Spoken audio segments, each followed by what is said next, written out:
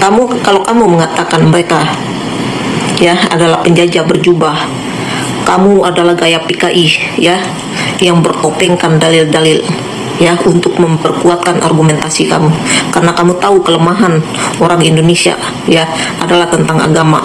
Tapi perlu kamu ingat, kami tidak akan terpengaruh dengan dalil-dalil kamu ya. Kamu membawa paham komunis ya, ini PKI gaya baru yang dibawa oleh Rhoma Irama. Kami tidak akan terpengaruh dengan hal-hal seperti itu. Kamu adalah iblis akhir zaman ya, yang mendatang merusak demokrasi ya, membunuh karakter ya umat Islam ya dengan paham komunis kamu. Orang Palestina berperang dengan senjata, umat Islam di Indonesia berperang dengan otak, melawan anak bangsa sendiri. Ini pemberontakan PKI lewat akidah yang dilakukan Rhoma Irama bersama kelompoknya. Kamu adalah PKI gaya baru Rhoma Irama ya, yang ingin merusak demokrasi bangsa, yang ingin membunuh karakter umat Islam yang ada di Indonesia ini. Kami tidak akan terpengaruh dengan ocehan kamu, karena kamu aslinya PKI gaya baru yang kamu bawa hari ini. Kamu tidak ingin menyelamatkan akidah, tapi kamu ingin mengadu domba umat di Indonesia ini. Kalau kita lihat gaya-gayanya Roma, ini paham-paham komunis yang dibawa.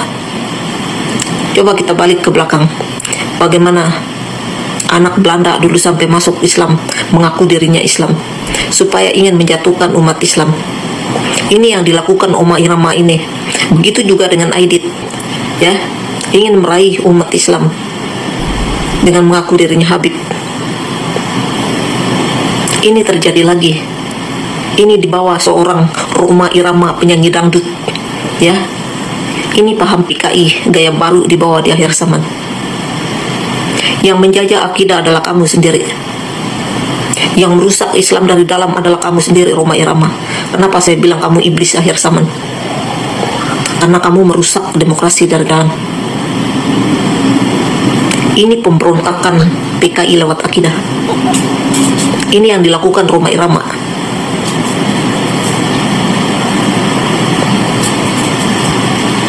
Bermacam-macam cara kaum PKI ingin menjajah, ingin memberontak lagi di Indonesia ini. Bahkan dipakai mulut seorang Roma ya, dengan bergaya dalil-dalil.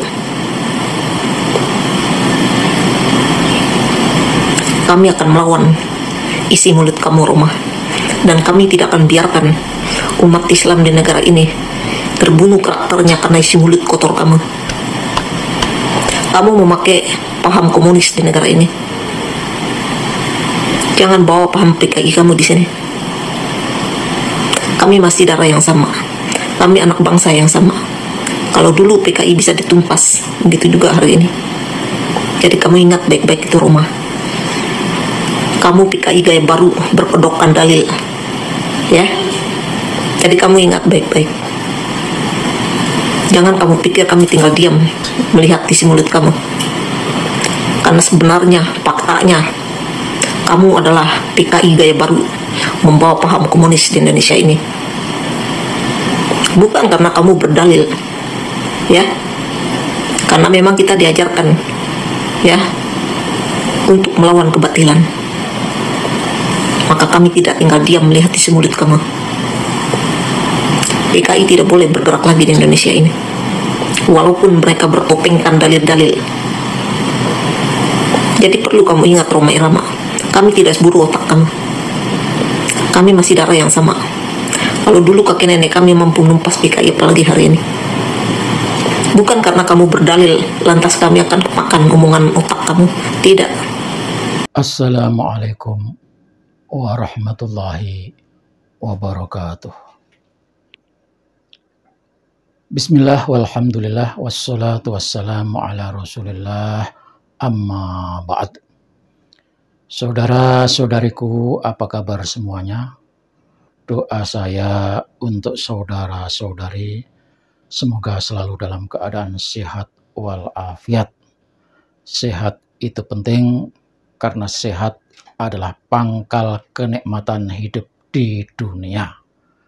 Maka sehat selalu kita minta kepada Allah Subhanahu wa Ta'ala, karena dengan sehat kita bisa melakukan apa saja yang diridhai Allah dan bisa menikmati saja apa yang dihalalkan Allah.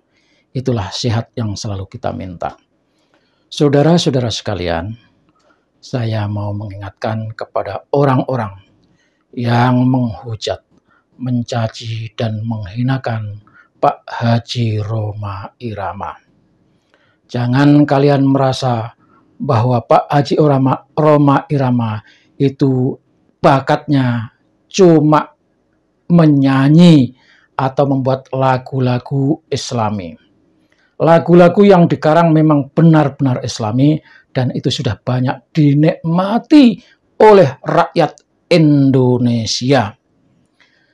Apa nikmatnya? Ya, para pengamen, para penyanyi, orang-orang yang hidup dalam hiburan, tidak ada satu orang pun yang tidak memanfaatkan karya-karya Pak Haji Rhoma Irama. Kalau hanya gara-gara Pak Haji Rhoma Irama menyatakan bahwa yakin Pak Alawi itu bukan keturunan Rasulullah, itu semata-mata adalah berdasarkan kajian dan pengalaman, juga pemahaman yang telah beliau dapatkan dari karya-karya Pak Kiai Haji Imaduddin Utsman Al-Bantani, juga membaca sejarah, membaca manuskrip, juga membaca informasi yang berkembang di tengah-tengah masyarakat. Jangan karena Pak Haji Rhoma Irama meyakini kalau Habib bukan keturunan Rasulullah, lalu Anda hinakan, lalu Anda tuduh Pak Haji Rhoma Irama tahu apa. Pak Haji Rhoma Irama ngerti apa tentang nasab. Kemudian ada Habib Rizik juga yang tiba-tiba menuduh orang penyanyi dangdut tahu-tahu menjadi ahli nasab. Ini adalah omongan, ini adalah kicauan orang-orang yang sakit hati, orang-orang yang sakit jiwa. Karena apa? Karena nasabnya dirungkatkan oleh rakyat Indonesia, sementara Pak Haji Rhoma Irama adalah bagian dari orang yang mendukung kerungkatan nasab Habib di Indonesia. Kepada emak-emak yang suka berceloteh, kepada om-om yang suka berceloteh, kepada Habib-Habib yang suka ngaco menghina-hina Bang Haji Rhoma Irama, saya mau pertanyakan, apa karya Anda? Apa pengabdian Anda? Apa bukti kehebatan saudara? Apa bukti kemanfaatan saudara untuk rakyat Indonesia? Maka benar kata Kiai Haji Imaduddin Utsman Al-Bantani, lagu Sebujur Bangkai lebih bermanfaat dari ocehan 70 bahkan jutaan Habib. Kenapa? Karena satu lagu yang dinyanyikan, yang dikarang oleh Pak Haji Rhoma Irama bisa menyadarkan umat manusia bahwa cepat atau lambat manusia akan mati, dan karena ingat mati, maka manusia, orang-orang akan sadar dan tidak lagi melakukan perbuatan dosa.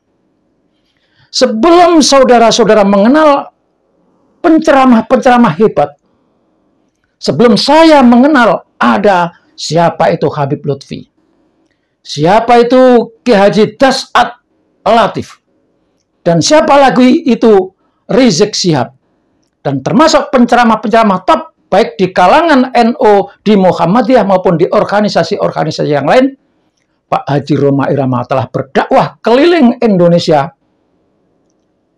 keliling dunia bahkan, menyampaikan ajaran Islam. Itulah hebatnya Pak Haji Rhoma Irama. Sebelum saya kenal orang-orang hebat seperti sekarang ini, saya sudah kenal Pak Haji Rhoma Irama. Itu artinya keberadaan Pak Haji Rhoma Irama dalam usia yang sudah sepuh tua seperti saat ini, kemanfaatannya nyata di tengah-tengah masyarakat.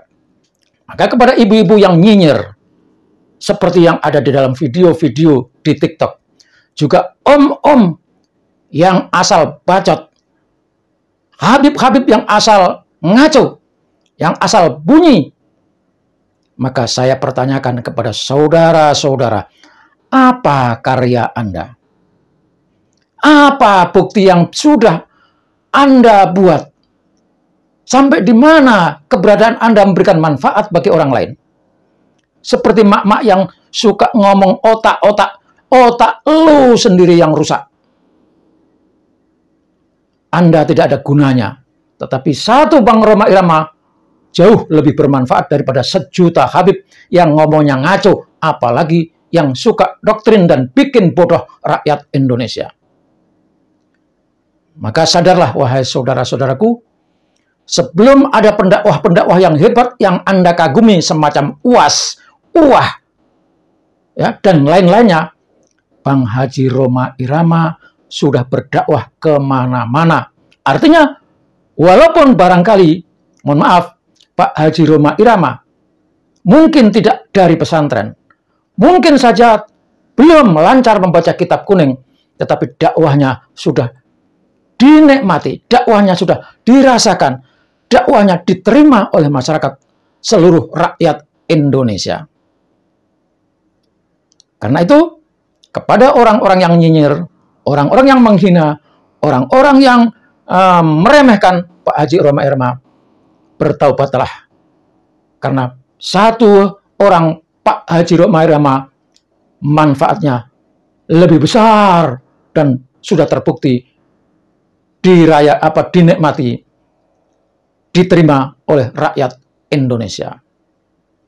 Sekali saudara nyinyir, tetap saudara akan tetap nyinyir, dan ingat, nyinyiran Anda akan kembali kepada diri Anda. Karena Anda akan memperoleh apa yang Anda lakukan. Assalamualaikum warahmatullahi wabarakatuh.